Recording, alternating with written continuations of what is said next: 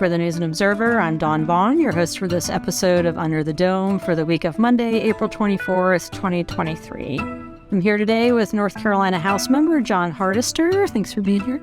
Thanks for having me. Representative Hardister is a Republican from Guilford County. He's been in the House for 6 terms and chairs the Education Universities Committee and Education Appropriations Committee. He's also the House Majority Whip, which means he knows if they have the votes, which they have at least one more now than expected a few weeks ago. So we can talk about that in a minute. And then, of course, at the end, we'll talk about the headliner. I'll ask Hardister what he likes from the legislative cafeteria. And Hardister is also running in the Republican primary for Labor Commissioner, so we'll get to that too.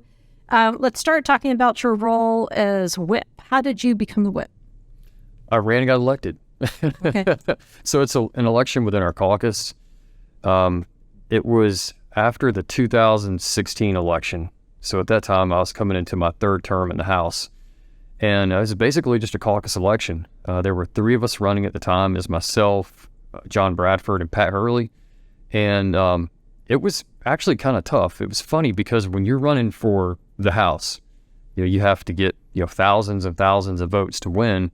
But within a caucus, you just have to get majority of your caucus. So we had 70 some members at the time, so I think I had to get 30 some votes was a majority, and I had to call each member individually and try to convince them to support me. And I remember I got a spreadsheet, and I'm kind of old-fashioned, so I'd mark up on it. If they were voting for me, I'd highlight their name in green. If they said no, I'm supporting somebody else, I'd highlight it in red. And then if I wasn't sure, some won't commit, I'd highlight it yellow. So it was a fairly tedious process. But fortunately, I won, and it's been an interesting journey. How has it been? Is it kind of once you're whip, then you maintain that support, or are you still whipping the votes for yourself? Right? Yeah, so it's not automatic that you retain the support. I've not been challenged within the caucus since then. And we've kind of had continuity all around, like Speaker Moore, Leader Bell. They've held those positions for quite a while. We work pretty well together as a caucus. Because the whip, what we do is we count votes, but in addition to that, we track attendance. Like if members are going to be out, we have to know who's going to be missing in a committee or on the House floor. There's somebody, they're near the front, because when I'm milling about waiting for more to gaggle, it says attendance matters under their desk. I don't know if it's Bell's or Hall's. Do you know whose desk is that? We had a few members that had those out on their desk. Maybe Bell, I'm not sure. But so that dates back, I think, to the Tillis days. We had several caucus. I think I had one too. I think when I moved my desk, I lost it. I wonder if it was there because until a few weeks ago, looking at those few Democrats that would vote with you all, and then it being just like one short of a supermajority, that only counts if everybody's there. Yeah. Well, yeah. I mean, even now we have a supermajority right on the number. So if we're missing a member, that could be the vote makes a difference. So are you the one that says, make sure everybody's here? How does that track? Do you find out just that day if someone's not going to be there? And how do you communicate, okay, we have this many people here today, we should vote on this or we shouldn't? Or usually we know schedules ahead of time, and members are pretty proactive about letting me know if they're going to be out. And sometimes things come up as emergency, but members typically let me know when they're going to be absent. If somebody has a medical procedure or a wedding to attend or some personal event. But sometimes people have emergencies where they have to leave. So we just track the attendance as best we can. So how is that different now that I'm sure listeners have probably heard by now that Representative Trisha Cotham, a Mecklenburg County former Democrat, has now moved to the Republican caucus. It wasn't a surprise in the sense that a lot of her policy positions were already on the other side of the aisle, and she's had been one of a couple swing votes, and now hers just went completely to the other side with her announcement. So right. How much of a heads up did you have that it was coming? I heard it was really just a matter of days as far as rank and file. Sure, yeah. So it was not a surprise because Representative Cotham, I think, has moved more towards the center right, if you will, and she had been voting with the majority. So from, I think, just a standpoint of votes, it's been pretty recent, so we'll see how it plays out. But she'd been voting with us, and, we did override a veto before she switched parties. So I mean, so far there hasn't been a material difference, but moving forward, I'm sure there will be. And our caucus, we work well together, but at the same time, that there are different opinions within the caucus on a variety of issues. So it's not like we're all constantly in lockstep. We have to have those conversations in caucus and see, what's the will of the majority members within the caucus. But as far as heads up, I got a call the day before the announcement and was made aware that it was going to happen. So I was not involved in any of those conversations. I've heard anecdotally that it could happen, but I was not really surprised, just because, Representative Cotham, I think, has become a little bit more conservative in her views. But I basically found out about a day ahead of time. So being whip for the Republican caucus, though, does that include trying to get the votes from Democrats to vote with you on? On occasion. Yeah, on occasion it does. And by the way, we want things to be bipartisan. It's not like we want to just come and run everything through with Republican votes. We'd like to have, bipartisan support as much as we can. So yeah, we absolutely talk to Democrats. Do you think that her role, I guess, has she come to caucus meetings since she? Well, yeah, since switching, yeah, she has.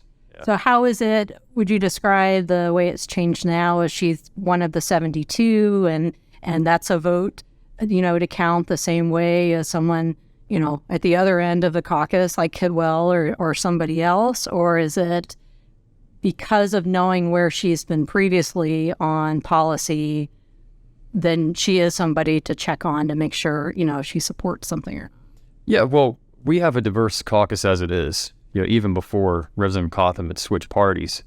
So we're kind of having to do that anyway. But, as evidenced by recent votes, I think she has moved more to the right. And, you could argue maybe she'll move a little more to the right now. But look, we always say vote your conscience your first, then your constituent second, your caucus third. We've always said that, and I suspect that'll continue. How does that? I know you guys aren't supposed to talk about like exactly what happens in caucus, but how does it work when the caucus decides this is something that we want to run? We want everybody's vote versus, we'd prefer that you do this if you're. If you're not, if you have a different opinion, if your district is different, you're saying like vote your constituents, then that's fine. Or do you know going into it what that looks like? And does it change on the floor? I mean, the sports betting last year, that was, I guess, one example of, not everyone being in step. But how does that work when you get to a floor vote? How do you know then if you have the votes? Yeah, so we generally don't bring bills to the floor unless we feel pretty confident that we have the votes for those bills to pass. And as you mentioned, I can't get too deep into machinations of the caucus, but typically, if there's an issue that, has some high level of importance or if there's some controversy tied to it, we'll talk about it in caucus and we'll move forward if a majority of the caucus wants to. And that could be just 50% plus one of the caucus members. And ultimately Speaker controls what goes to the floor, but Speaker will, yield quite a bit to the caucus. And sports betting, that one, I can't recall exactly what the breakdown was, but it was pretty close within the caucus. But then when we went to the floor, we had a handful of members were absent, and it was actually, I think, some Democrats that switched their votes to the floor. And and you saw it again this time. It passed with this session with more of a cushion there. But what kind of encouraged me about it was that the factions are breaking down on both sides of the aisle. There's Republicans vehemently against it, Democrats vehemently against it, and then Democrats for it, Republicans were for it. So it was just one of those issues where it wasn't breaking down, left or right. But generally speaking, we try to make sure we had the votes when we come to the floor, but it doesn't always happen that way. Doesn't seem like within the caucus there was really too much debate over the budget.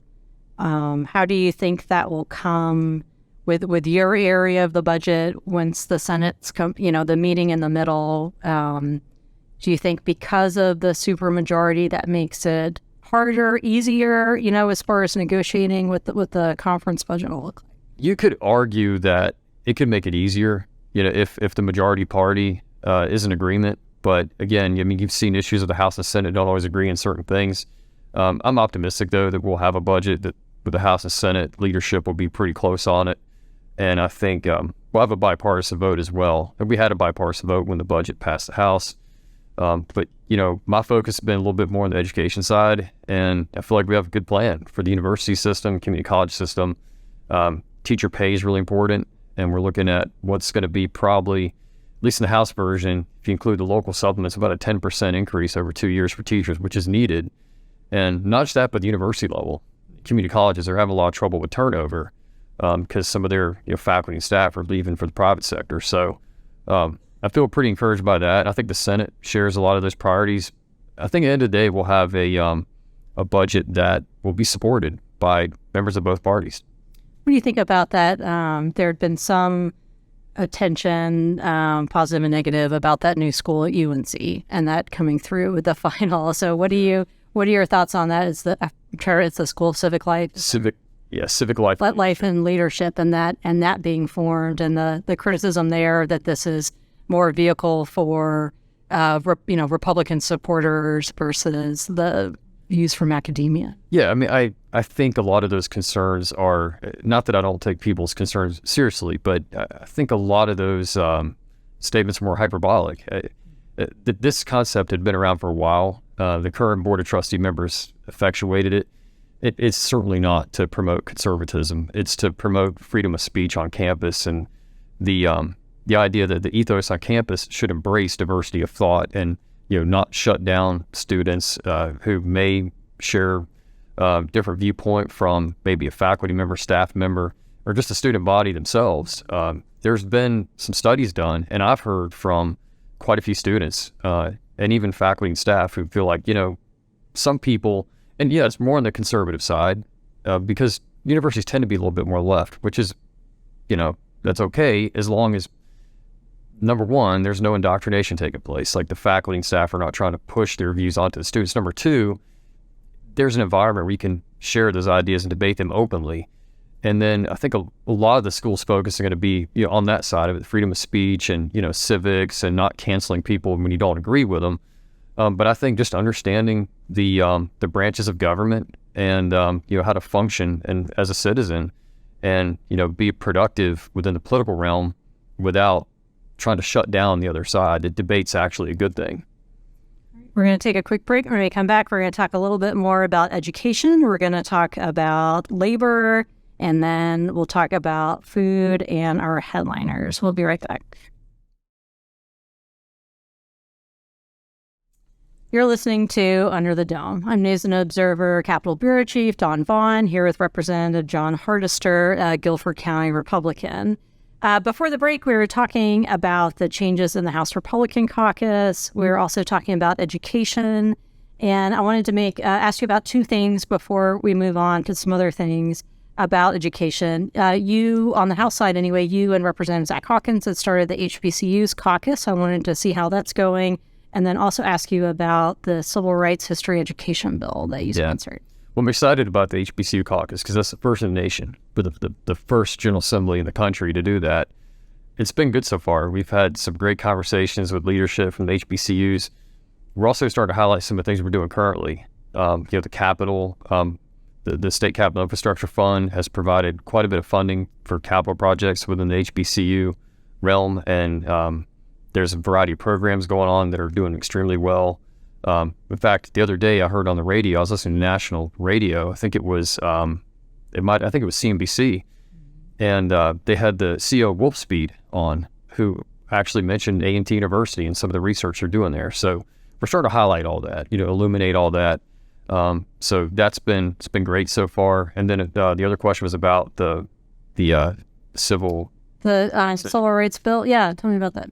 Yeah, so the idea came from a gentleman by the name of Dr. Matt Daniels from Virginia. He's a professor. And I think the genesis, more or less, is that one, Martin Luther King Jr. had phenomenal ideas that are taught within U.S. history, but why not take those and set them aside and amplify them?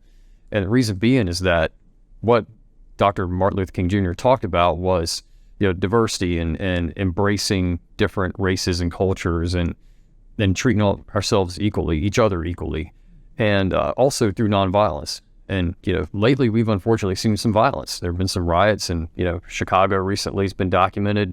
That's not the way, to affect social change. If you want to change things, if you want to promote diversity in whatever form, you got to do that, I think, through peace and love and respect. And that's what MLK was about. So they've actually passed this type of legislation in some other states, I think, including in South Carolina. They've had strong bipartisan support. So we're hoping we can do the same here. Do you think is that kind of in response to the anti-CRT legislation in the past, to a lot of the criticism and almost all of the African American members of the House are Democrats, all except for one, that was talking about like watering down, whitewashing history, not including all of it. So do you see this as a way to put some of that back, or do you think it does include everything? You didn't mention Malcolm X in there, so I mean, as far as how it's taught and what's being taught. We need to learn all of it. I mean, including, Malcolm X. I mean, I recall learning about Malcolm X when I was in school and took U.S. history. We need to learn all that. But I think Martin Luther King Jr. was really onto something that we need to hang a lantern on, and I think it benefit our society. So that's why we're bifurcating that out, hopefully. But yeah, I mean, there are a lot of concerns in our country and across the state about CRT and what that promotes, and people have freedom of speech to promote what they want. This, in a sense, could be answer to that we can be diverse, we can be inclusive, but we can do that by respecting each other, by, in a sense, maybe being colorblind. And we're all human beings, we all bleed red, and that's kind of what I was taught, what I believed when I was growing up. I feel like we're almost moving away from that now. This hopefully could have a positive impact on our state. But then also the nonviolence is a big part of it as well. I mean, Dr. Martin Luther King Jr. wrote a letter from jail that, has become an amazing historical document in the United States. Do you think they should, I've written a lot of stories about this. I don't know if I've asked you before, but the long-stalled project on the state capitol grounds for the African American history monument that would be on the one corner, and it was in that 2019 budget that never happened. And I asked Berger about it this session, and he said he supports it. He doesn't know if it's going to be in the Senate budget. It wasn't in the House budget. Would you support that if it shows up in the conference budget? Dawn, say it again. The historical. It would be a monument to. It's through cultural resources. It's this $2.5 million that's been in and out of the budget and various bills. It would be built on the Capitol grounds, and it's all it needs is the money, according to the Department of Cultural Resources. And what exactly, what would it be that was built on the Capitol grounds? So the different, I'm going to get it wrong if I try to remember the name of the different historical commissions that were involved, where the design would still be in the works, but it would just be something that it's African American history in North Carolina. It would be a monument to that. I do know what you're talking about. Yes, I would support that. If we can get funding in the budget, that would be great. I'm glad you brought that up. Maybe now we'll go back and take a look at that. Okay. And Freedom Park, if listeners have probably heard us mention before, well, it's supposed to open this summer on the block between the Executive Mansion and the Legislative Building, and that's a different project that did get funding in a previous budget.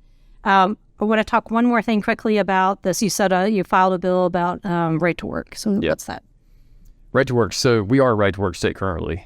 Basically what that means is if there's a union and you go to seek employment with an employer that's affiliated with the union, you don't have to pay dues to the union or join. It's a choice. Now, in some states that are not right to work, if there's a union affiliated with the employer, you have to pay dues or join. Most cases, you don't technically have to join, but you have to pay dues. You have no choice if you want to work there. We are a right to work state. Now, this doesn't pertain to our public sector organizations. They can't collectively bargain. That's currently law.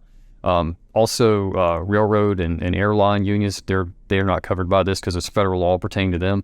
But for other private sector businesses and organizations, currently you have a right to choose whether or not you want to join. This simply would take that and put it into the Constitution, which would solidify it, would make it harder to repeal.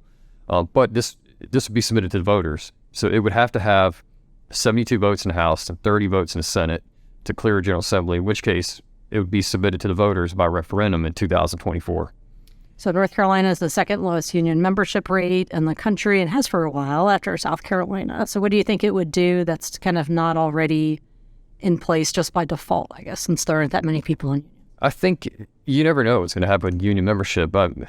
like Gary Castile, the former president of United Auto Workers, was quoted as saying basically that right to work's not really bad because it requires unions to do a good job to encourage people to join. I'll give you an example. So in Greensboro, there are several hundred firefighters in the Greensboro Fire Department, and I've got a great relationship with them. They function as a union, but their membership, which is totally voluntary, is around 96%. That's because they do good work. So, you know, as companies come and grow in North Carolina, I have no problem with people joining a union as long as they have a choice.